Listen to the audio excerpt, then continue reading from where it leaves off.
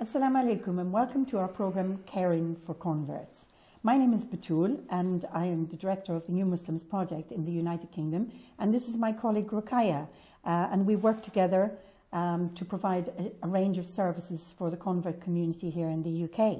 Our program is based on a collaborative report by the New Muslims Project and the University of Cambridge into the narratives of conversions by converts to Islam who are female. And we're just looking at some aspects of that report and discussing them as to broadening some of the details that were brought out in the report. In the last programme, we spoke about the participants who took part and the range of different faith backgrounds and age backgrounds they came from, and the term of time that they had converted to Islam, and also some of the general findings and comments that came up in the report. This time we'd like to look at non-Muslim perceptions of Islam as perceived by converts, and also maybe family responses to their conversion. And Ruqayya, post 9/11 and post 7/7, perceptions of Muslims as frequently depicted in the mass media and reflected in attitudes held widely by the general British public have seen the image of Muslims change from that of the other to the dangerous other. How do you think that has come about, or why do you think that has come about? I think initially Muslims have been perceived as other to mainstream society by virtue of what are perceived to be a different set of values, a different set of ethics, a different way of life. But on closer examination, if people had more information, they would see the commonalities between the Judaic Christian tradition and Islam. I think there hasn't been any concerted effort really to display the similarities between faith traditions, and this is where differences have emerged. And I think in terms of portraying Muslims as a dangerous force within society, this has predominantly been propelled by the mass media in their portrayal of Muslims sort of post 9/11 really. Although, I mean, it started before then, it's just been amplified exacerbated since then. Yeah, I think, it's an erroneous perception by society generally that Muslims are a threat to society, and obviously that has been supported to some extent by the government, particularly the Labour government in the past, which provided this preventing extremism funding to a number of Islamic organisations to look at what they were doing in society, what young people were doing. And there was a sense of policing our community, which I think has really sort of blown the whole situation out of complete proportion in terms of the community itself. And as well as that, the recognition that there are a lot of Islamic organisations like Islamic Society of Britain and others who are constantly trying to raise the profile of Islam and Muslim community by having events like Islam Awareness Week and so on. And yet, somehow, we just still, it seems we're not reaching the bar, really, in terms of trying to... I think maybe it's the amount of coverage, because whatever these organisations achieve is minuscule in terms of the negative media coverage, which is so overwhelming that it's very difficult to counter that with the resources that these organisations have. True. But the monitoring of the Muslim community literally came to a head there during the Labour government, where the Muslim community were monitored in just about every place. I mean, it was as if there was a terrorist lurking behind every mosque door, that there were terrorist cells, sort of springing up here, there and everywhere. And it sort of was very divisive, because sometimes, organisations that took money from this prevent agenda were accused by other Muslims of collaborating with the government and sort of buying into the whole idea that this is exactly what was happening, which was sad, because it actually split communities down the middle, and maybe that's what it was meant to do. The other thing is that it's kind of within this atmosphere that new converts to Islam present their newly found faith to frequently bewildered or suspicious families, friends, colleagues, and the public, and at a time when their knowledge of the faith may be fairly elementary and where they may be experiencing feelings of uncertainty or a lack of self-confidence in their ability to defend their decision to convert. So, you know, they're in a sort of a limbo, really, and it's very difficult for them to be able to find a comfortable space where they can discuss things with their families. And what is really interesting about that is that despite this climate, this political and social climate within this country, that so many people are finding Islam and are choosing to convert to Islam. So I think that although there is this sort of countervailing culture of hostility towards Islam, people are still finding the truth underneath. In spite of. Yeah, underneath. They're sort of digging deep and finding the truth underneath all of this. And that is really interesting, that, there is this expression that the truth will out. And it's happening, And it does. But it presents this really uncomfortable space for the convert in terms of how the perception of Islam is amongst the general society and their own family members in particular, in terms of how they themselves are trying to seek out a spiritual path for themselves and find in Islam, and then sort of having to try and deliver that information to their family in whatever way they can without necessarily being ostracized by that family. Is really difficult. I think that within this report we're seeing the successful people in terms of those people who've managed to negotiate all those obstacles and difficulties. We're not seeing those people who were overcome by those issues and turned away and said, this is just too much for me, I can't handle this. Indeed, so in some sort of terms, it's not wholly representative of what's happening, because we didn't get to interview or talk to that sector of the community who, for one reason and another, can't surmount those obstacles. Yes, yeah, absolutely.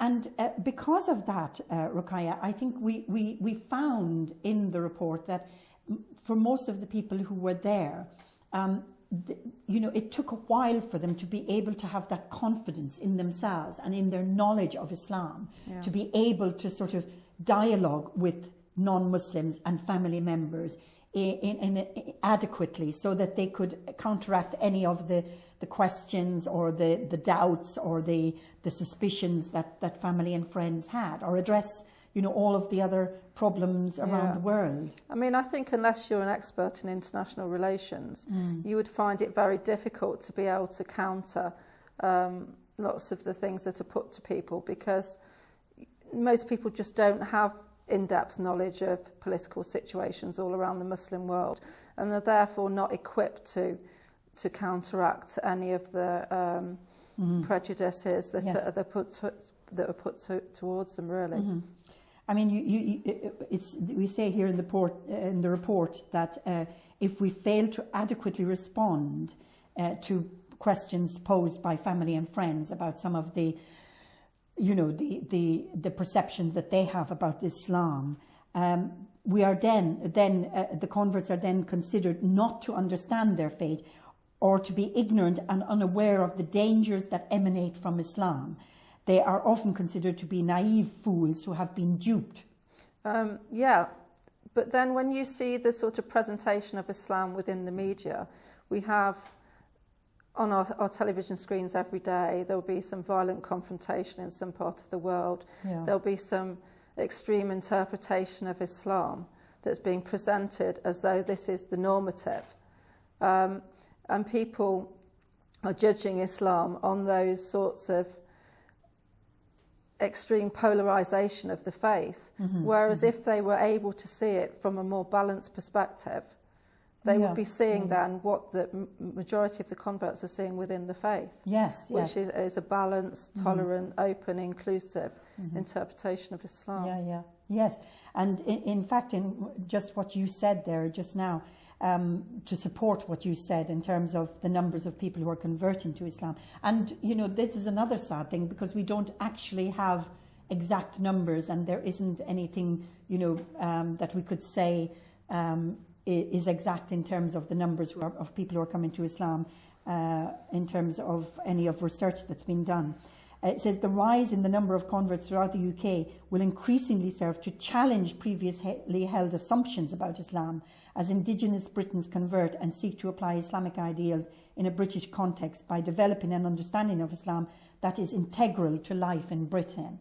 And I think that's one of the main areas that we as people here in Britain feel responsible for as converts to Islam, that we bring to the UK an Islam that fits more comfortably perhaps here in the UK than some of the expressions of Islam that have come from outside and are from a more kind of traditional or heritage Muslim background.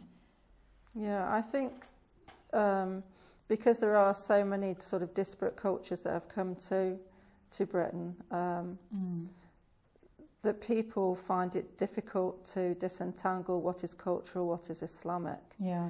I mean, Islam was always brought as a balanced way of living.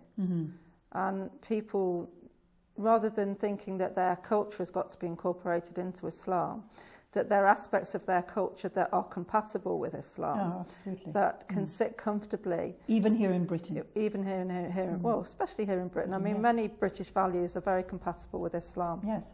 It's just bringing that out into the open, letting people understand what they are and how they're compatible. I mean, obviously there are many aspects of the culture that aren't compatible.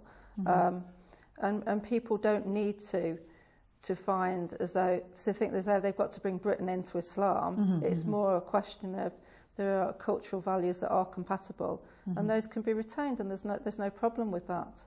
Yes, it's not a question of discarding everything cultural, absolutely, or disdaining any particular culture, because every culture has its value, and that should be recognised as well. Absolutely, and I think it's fairly clear, you know, what aspects of British culture, or indeed any culture, is not compatible with Islam, and you know, it's fairly clear what they are pretty much immediately, and people do feel, you know, they don't have any difficulties in setting those aside, really. So yes. Now, in relation to family responses, we looked at the whole issue of family responses, and this was a particularly difficult aspect of the report to look at, and it was particularly painful, I felt, for a lot of people involved in their narratives. Here at the beginning of family responses, we have a statement that said, it's recognised that the responses of convert families to their conversions can have a profound effect on the psychological well-being of the convert at a time when they are frequently experiencing an array of conflicting thoughts, emotions, uncertainties, and apprehensions about the choices they have made and the effect that their decision to convert to Islam may have on their most meaningful relationships. And I think, you know, looking back even on my own conversion, and I think, you know, from the narratives that we heard from the women there who took part, that was a particularly painful time. Yes. And it was difficult for them to be able to follow their journey through, in spite of the deep, you know, sense of need to have a spirituality in their lives. You know, sort of compared to the difficulties they were experiencing from friends and family, sometimes even from brothers and sisters who you know, outrightly disowned them, in a sense. And I think that the sad thing about it is that the Muslim community generally has little understanding of that. And when they look back on during the time of the Prophet ﷺ, and they talk about how Bilal, an Abyssinian, was treated in, you know, and brought out to the desert and laying there in front under the hot sun with stones put on his chest, and you know, made to renounce Allah, or was being asked to renounce Allah subhanahu wa ta'ala. I think actually sometimes if we had deserts here in this country now, we might be exposed to the same kind of treatment. But that's not the way some heritage Muslims see it, funnily enough. Yeah, I think although a lot of people do have negative responses from their families, not everyone does. Some families are quite welcoming, open and accepting. But I think as a project we probably come into contact more with the people that do experience the problems within their families, and they are very pronounced when they do experience them, and very difficult for them to deal with because of the... And we're just going to continue with that thread of thought or line of thought in the next part of our programme. Please do join us after the break.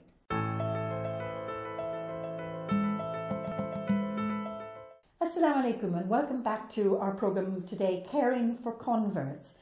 This is a programme that has come from a report, a collaborative report by the New Muslims Project here in Markville in Leicester, a project that looks after the care and services provided to converts to Islam across the whole of the UK, and Cambridge University. And our report is based on the narratives of female converts to Islam. And we started the programme by looking at non-Muslim perceptions of Islam as perceived by converts. And we moved on to family responses, and that's where we left the programme just before the break. In the report, Ruqayya, it was agreed that during the early post-conversion phases, most converts experience isolation and loneliness, which are exacerbated by the loss of friends and problems arising within families and social networks.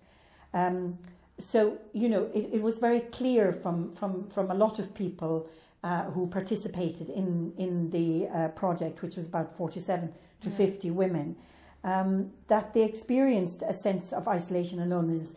And I think sometimes, you know, of course, you know, you mentioned before the break that not every family reacted badly to the conversion of one of their children or one of their family members. But there were degrees of isolation and loneliness experienced by everyone. Yes, of course. And they were, you know, due to the loss of family, but problems arising within family and social networks.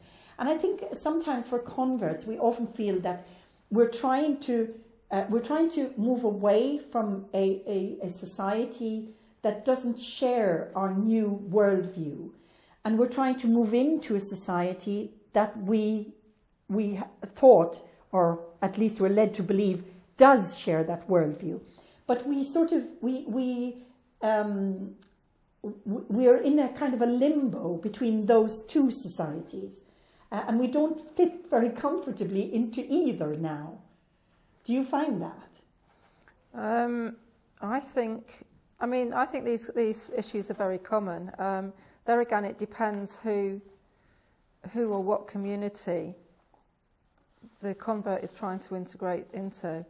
I think the converts who meet Sufi communities often feel more comfortable because there are lots of converts within those communities already, and they're able to kind of ease themselves into those. Others who may experience different interpretations of Islam may also be trying to understand the culture as well that the people come from, and have to kind of try and negotiate two things at once, really: Islam and also the culture of the community that the people are integrating into. I think because in some ways, you know, there's a huge discrepancy between the theory that converts read about and the literature we read about Islam. And of course, much of our information about Islam is coming from that. And that theory, that literature expresses an Islam that is full of welcome and warmth and, you know, compassion and so on and so forth. And then there's a huge discrepancy between that and the actual practice, the actual community itself. And where we're told that we're moving into this wonderful sense of ummah, of community, of family and so on, it kind of escapes us somehow. Yeah, I think the conversion goes through different phases, doesn't it? There's the initial euphoria of conversion, the kind of the falling in love stage with Islam. Yes. And then there's the kind of the realisation that there aren't this sort of body of perfect angels out there to welcome us, and they're just human beings, the same as anybody else. Yeah. And that can kind of sometimes be a rude awakening for a lot of people. They don't find... They come up against prejudice, they come up against racism, they come up against all the things that they don't think they're going to. And it's difficult for people to negotiate these while retaining that love of their faith. But I think after a while, if people can stick within it, they do find that their faith takes precedence and they're able to kind of cope with that. But I think, you know, throughout the report, over and over again, the converts say, you know, we need more support, we need to feel a sense of belonging, we need to feel a sense of community. And it's these things that need to be created and sustained. Yes. I think, you know, I found it very clear during the report and during the process of the report that, you know, people admitted to having an interest in Islam or having accepted Islam or converting to Islam at various stages during the conversion. Some, and I think I noticed this in our work, and I'm not sure whether you do as well, but I find that sometimes people convert to Islam in a kind of a quiet, closed world of their own, which is in many ways cut off from their family and friends, and it's a kind of a secret world. And it depends very much on how quickly they advance, how quickly they become self-confident in themselves, in their spiritual quest, and in the literature, that the amount of literature they have read and so on, how they're able to come out of that secret world and be able to admit to others around them that they are now a Muslim. Yeah, yeah. And that seemed really quite sad, really, that this is a kind of a road well travelled, but in itself it's a secret road. It's a road that individuals travel by themselves. Yeah, you know. I suppose it's inevitable to a certain point, because our conversion is a relationship with God. Yes. And that is individual to each of us, and each of us is going to experience it in a slightly different way. I mean, there are a generic set of issues that converts appear to face. Yes. That despite their personalities, their education and their background, they come up against these issues, with the issues that you've just mentioned. And it's a question, it really is, you know, how can this situation be improved so that the further generations of converts are not still experiencing these same sort of dilemmas and problems. I remember writing a story about my own conversion that I delivered back in Ireland, and I called it A Lonely Road Well Travelled. Yes. And for me, I did find it a very lonely road, and it's well travelled because there's so many people who have chosen to take that route. And yet it has aspects of loneliness for everyone. Yeah. Yeah. I thought it was interesting, Ruqayyah, that, you know, some of the converts to Islam whose families accepted more readily their conversion, they actually lived in geographical locations where they had more access to Muslims, and they were, you know, they saw a lot more of them in the sort of general society within which they moved. Not necessarily that they lived in Muslim areas, but you know, they lived in sort of built-up city areas where Muslims. I suppose they're not perceived as so alien and so other than, are they? You know, they're sort of a normal part of the fabric of that particular society. Yeah. But I think it just highlights the importance of family, really, and how it's very difficult to replace the essential relationships, the close relationships of family with other people, because relationships take time to build. And if your family are giving you problems in some respect, it's very difficult to instantly replace that family with another set of meaningful relationships that are going to give you the strength and support that you received from the family, because your family have known you for a lifetime.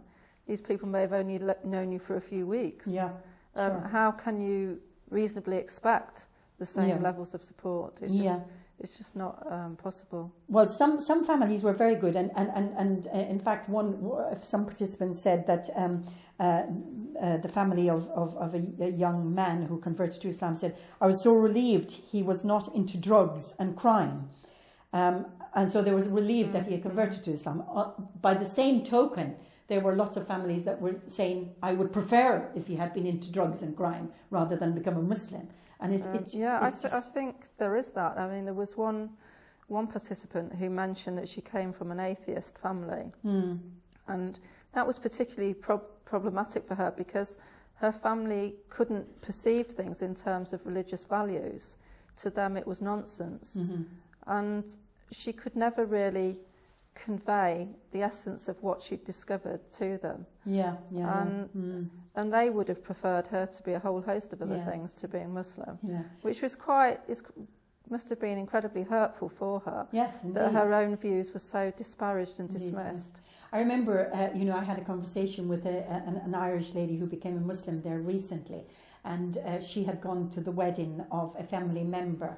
And now this family member was getting married. She was a young woman, but she was already expecting a child, and she was 6 months pregnant. And my convert friend said that her own mother was saying to her, "Why have you come looking like this, dressed like this," and so on and so forth. And she felt that, the way she was presenting herself in terms of her dress was so insulting to her, and so on. And yet she wasn't able to see that, the young family member who was getting married, who was already expecting a child, was not quite so insulting to her. And this was really hard for my Irish friend to take, because coming from a very strong Irish Catholic background, you would have imagined that the other situation would have been the one that brought a lot more embarrassment to the family than actually her turning up dressed as a Muslim. I suppose it probably goes deeper than that, into terms of rejection of what they perceive as their values. In a sense, yeah. And I sometimes think it's hard for, we will come to the aspect of dress and so on, but sometimes it's hard for people to be able to stand up in front of neighbours and close friends, because we do come from very small communities who, where curtains twitch and people are watching each other all the time. To be able to explain away why your daughter suddenly looks like she does compared to, all these years they've seen her growing up and so on, and behaving normally in society. Yeah, but I think that's the sad reflection of our society in terms of it's more acceptable for women to take clothes off than it is to put them on. Yes, indeed. So we'll continue with this line of thought for the moment, because I think it's important that we look at more aspects of how family responded, because that in itself is really the crux of the matter for a lot of converts, and provides the comfort for them to carry on their journey, or creates such barriers that can cause a great deal of pain for them. We thank you for being with us today, and inshallah we look forward to having you with us for the next program. Assalamu alaikum wa rahmatullahi wa barakatuh.